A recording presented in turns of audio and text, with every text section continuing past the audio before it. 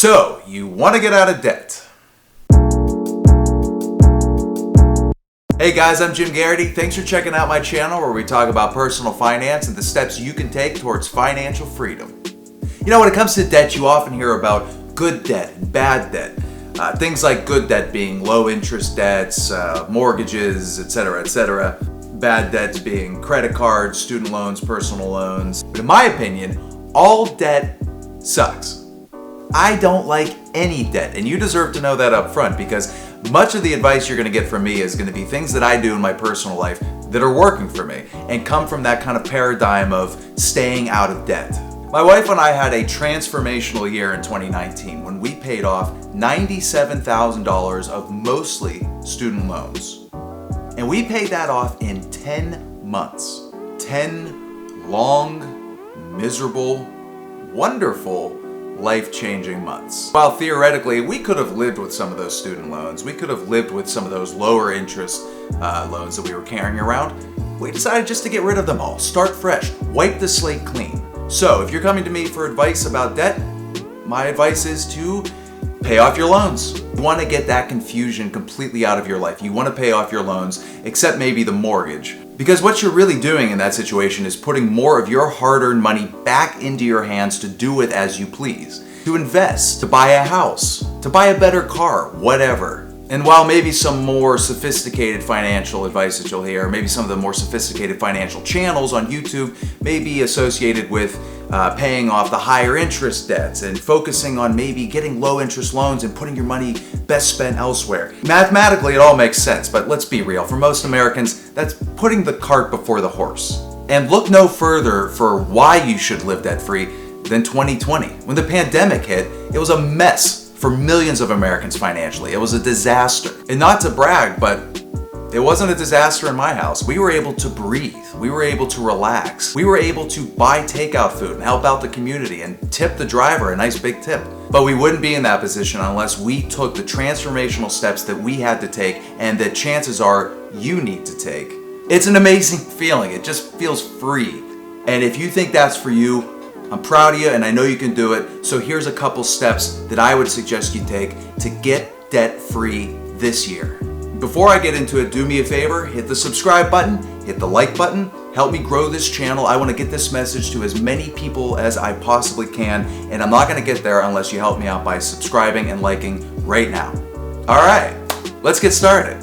So like everything in life, you're not going to be able to achieve your goals unless you have an idea of what it is that you're working with. So my first step would be write out your debts. So when we first started our debt-free journey, I thought we had something in the ballpark of $100,000 of debt, which is a lot. Then I wrote it out, and it became clear that it was actually more like $155,000 of debt. My first reaction to that was to throw up, and then cry, then fall aimlessly into an abyss of despair, and then throw up again, and then go to YouTube to find financial advice. You're not going to be able to achieve your financial goals unless you start writing some stuff out. You got to write out what your loans are. You got to write out what your obligations are. And you have to have a written budget every month, every dollar coming in, every dollar going out. And I'm not talking about some stuff scribbled down on a notepad somewhere. I'm talking about a written record and plan for every penny you make and spend.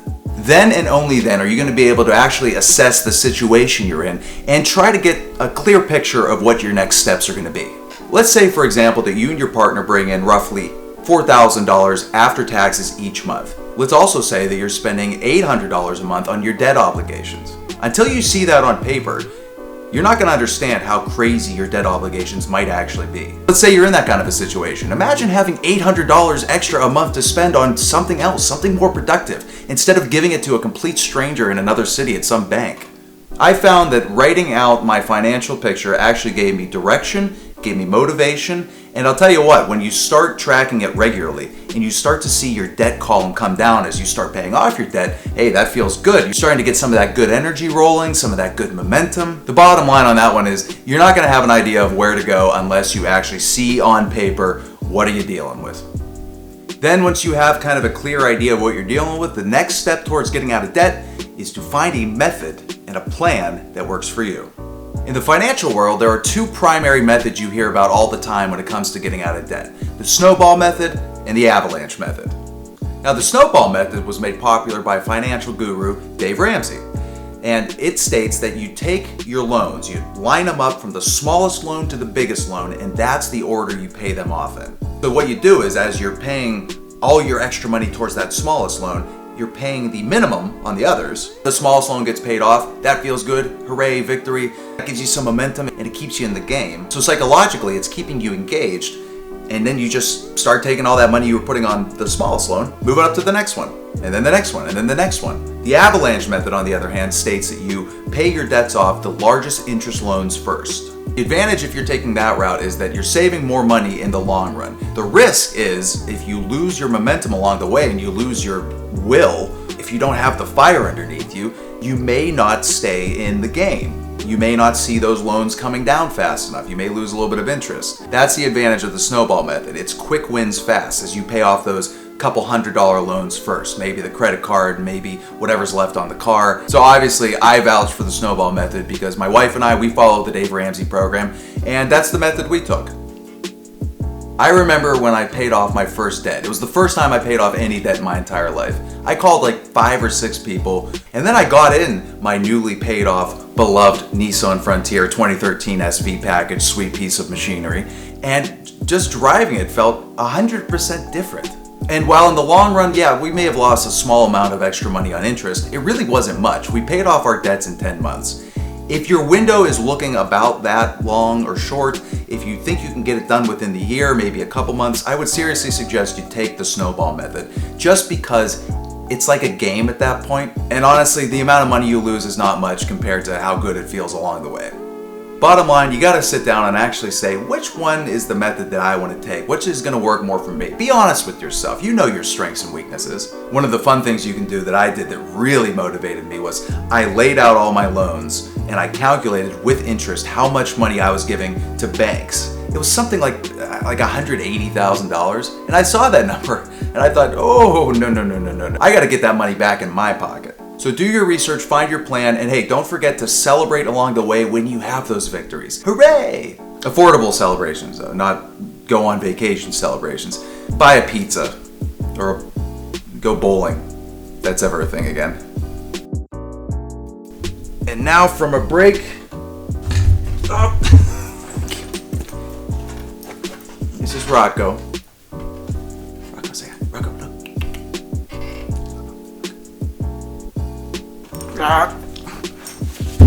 So after you've done your research on your methods to pay off debt, it's time to look at your budget that you've laid out, every single penny, and figure out where you can cut the fat. This one is the emotionally a little difficult one. You have to sit down, pour yourself a cup of coffee, look at your budget, and say to yourself, what did we truly need to spend? When I say need, I mean like food, shelter, transportation, not the accoutrements. What could you have just said no to? See, if you've run out your schedule of debt and you can pay it off in less than a year, take a couple months and just cut the cable.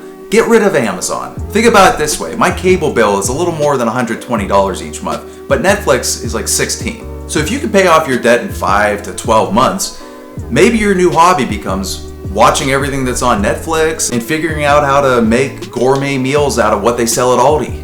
But when it comes to cutting the fat, you gotta stop going out. You don't need new clothes. This shirt that I'm wearing, I've had for like 3 years. Basically, if you wanna get out of debt, I hate to say it, but you gotta cut out all the extra fun stuff about money. And if you're at the point where you think, okay, I've cut all the fat from my budget that I possibly can, and I'm still not getting ahead, you gotta raise your income. I know what you're saying, easier said than done. I can't go out and just raise my income. Yeah, you can. It's 2021, there's never been a better time to make extra money. Uber, Lyft, Grubhub, Instacart. You have so many options at your disposal, even if it's just starting a small business where you wash dogs or whatever it is that you're good at. And trust me, because I was working a full-time job at a major corporation, including late nights, weekends once in a while, and I still found time to go out and deliver groceries for Instacart. Which does bring me to my next point. If you want to get out of debt, you have to just do it. I'm not gonna lie, the process of getting out of debt sucks, but being out of debt is amazing. If you're working extra and able to do so without completely wearing yourself down, that's gonna keep you in a good mindset, and that's gonna keep you aiming towards that goal. But this is where I would remind you that you want to have those goals clearly written out and you want to make sure that you're celebrating along the way. Other than that, though, you just have to kind of start saying no much more often. You have to say no to your friends, even though they will think you're crazy. I had friends when we were getting out of debt who did not understand what it is that we were accomplishing, and that's okay. They didn't have to. It's our life, not theirs. They thought we were nuts. They thought we were wrong. We should have been in a house. We should have been investing more. Hey, that's okay. To each their own. We decided that our personal journey involved getting out of debt. And on the back end, we've had some friends come to us and say, you know what, that was kind of inspiring. And then they went and paid off some of their debts. So in a roundabout way, we actually did some good in our community. And there will be times where you just feel like crying and just breaking down. When I was working 20 hours a week grocery shopping for strangers, there were times where I would be standing at Aldi's in the produce section thinking, today's the day I'm gonna break down and just start crying at an Aldi. And I probably came this close like 70 or 80 times, but I found that what kind of kept me involved and kept me going was I was listening to Dave Ramsey's podcast, I was listening to the success stories that he was bringing on, and when I came home and jumped on Facebook, there's a Dave Ramsey group on Facebook of people who are kind of going through similar journeys. I'd suggest if you want to go down the path of becoming debt-free, surround yourself with that kind of material. Because trust me, there are hundreds, if not thousands, of people going through exactly what you're going through, and you can all be there for each other. And my final bit of advice for you about getting out of debt is to just get radical about it. You have to just do it, but you have to light that fire underneath you. I had to convince my wife, who thought I'd lost my mind. And look, 2020 was a tense and noisy year, and it was very easy to get bogged down and kind of depressed. But you know what nobody tells you often enough? If you want to actually make life-altering permanent changes, you have to be the one to do it. Financially speaking, you are your only savior. And here's the other thing you don't hear often enough. You can do it. You can become debt-free. You can become a millionaire. You can change the trajectory of not only your own life, the lives of everyone who comes after you. Whether using debt consolidation, selling off your investments, working like a mad person, selling everything you own, maybe including your pets, you have to swim upstream. You have to ignore common advice. You have to kind of ignore the naysayers, and there are tons of naysayers, especially online. You have to be honest with yourself and figure out which bad habits you have from your community, from your family, and you need to break those habits. But there's no way around it. You have to be the one to do it, and you can. These are the things that I needed somebody telling me when I was looking at a $150,000 pile of debt.